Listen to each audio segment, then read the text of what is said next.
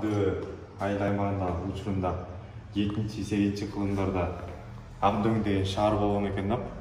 Ошол ауданда чоң шаар болгон экен. Керменчилер келип соодаларды алмаштырып кетишкен. Мейманканалар менен болгон ушундай бир условиялар түзүлгөн учурунда шаар болгон экен да. Анан кийинчерээк ал шаар жок болуп кетти. Анан ошол шаардан калып калган буюмдар да, булар кумурадан жасалган. Кумура буюмдары чоподон жасалгандар да. Азыркы учурга чейин ошо Акдөбө айыл аймагынын тургундары кээде ошол шаардын орундарын балким топурагын казып атканда ушундай буюмдар чыгып калат. Анан музейге тарых болуп кала берсин деп өткөрүп беришет да.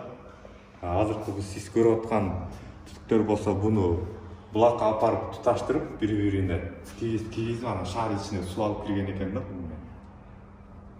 Учурунда эле ушундай жетишкендик болгон экен. Баары чоподон. Буну болсо Коңатиев Алмаз деген агайыбыз жасаган. Ошол тетиги көрсөтүлгөн чополордон эле жасалган да, бул чопо Көкөтайдын башында Кошой менен Жолойдун күрөшүнүн образын чагылдырып жасалган. Булар болсо Манас китеби, ошо Теодор Теодорович Герцен бул 4 томдук Манас китебине гравюра стили менен иллюстрация кылган экен.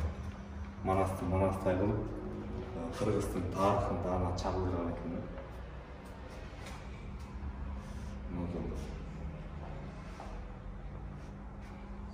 Бул жакта да ошол чоң аталар, чоң апалар колдонуп кеткен буюмдар да. Мисалы жыгачтан жасалган идиш да, жыгачтан. Бул болсо териден, булгардан жасалган идиш. Таштардан